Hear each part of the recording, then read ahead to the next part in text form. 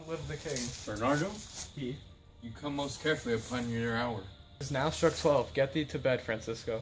For this relief, much thanks. 'Tis bitter cold, and I am sick at heart. Have you had quiet guard tonight? Not a mouse staring.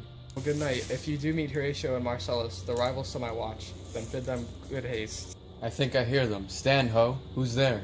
Friends to this ground. And liegemen to the Dane. Oh, farewell, honest soldier, who has relieved you? Bernardo has my place. Give you good night. Hola, Bernardo. Say, what, is Horatio there? A piece of him. Welcome, Horatio. Welcome, good Marcellus. Has this thing appeared again tonight? I've seen nothing. Horatio says 'tis but our fantasy, and will not let belief take hold of him. Touching this dreaded sight, twice seen of us, therefore I have entreated him along with us to watch the minutes of this night, that if again this apparition come, he may approve of our eyes and speak to it. Tush, tush, 'twill not appear. Sit down a while, and let us once again assail your ears, that are so fortified against our story, what we have 2 nights seen. Well, sit we down, and let us hear Bernardo speak of this.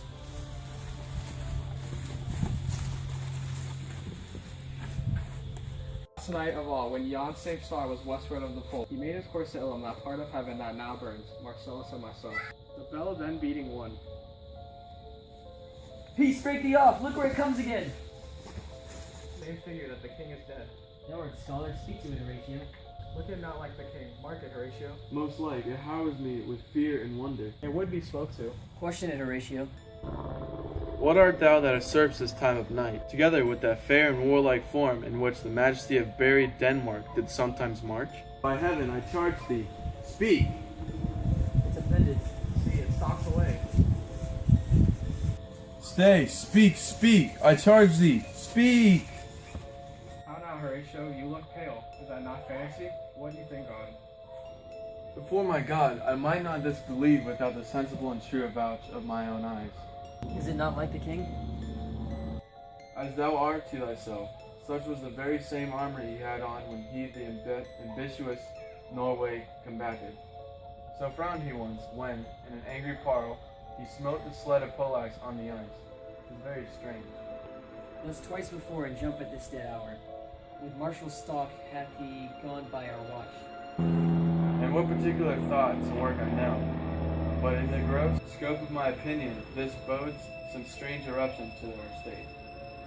Now, sit down and tell me.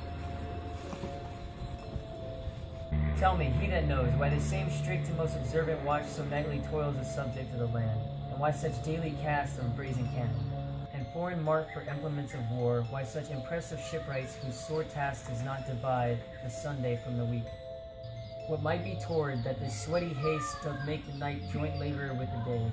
Who is it that can inform me? That can I. At least the whispers go so. Our last king, whose image even but now appeared to us, was, as ye know, by Fortinbras of Norway.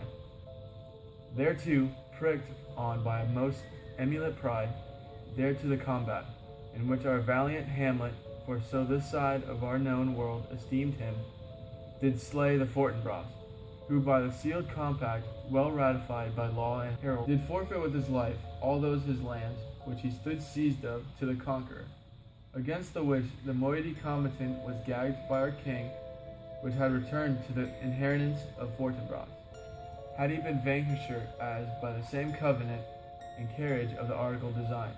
He fell to Hamlet. Now, sir, young Fortinbras, of unimproved metal, hot and full, hath in the skirts of Norway, here and there, sharked up as a list of lawless resolutes, for food and diet to some enterprise that hath a stomach in it, which is no other, as it doth well appear unto our state, but to recover of us, by strong hand and terms compulsatory, those foresaid lands, so by his father lost, and this, I take it, is the main motive of our preparations, the source of this our watch, and the chief head of the post-haste and romage in the land. I think it be no other, but even so.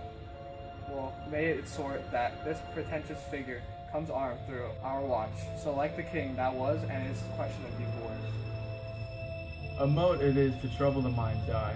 In the most high and palmy state of Rome, a little ere and the mightiest Julius fell. The grave stood tenantless, and the sheeted dead did squeak the gibbler in the Roman streets. as stars with trains of fire and dews of blood, disasters in the sun, and the most star upon whose influence Neptune's empire stands, was sick almost to doomsday with eclipse. And even the like precurse of fierce events, as harbingers preceded still the fates, and the prolonged to the omen coming on. Heaven and earth together demonstrated unto our calamiters and countrymen. Soft.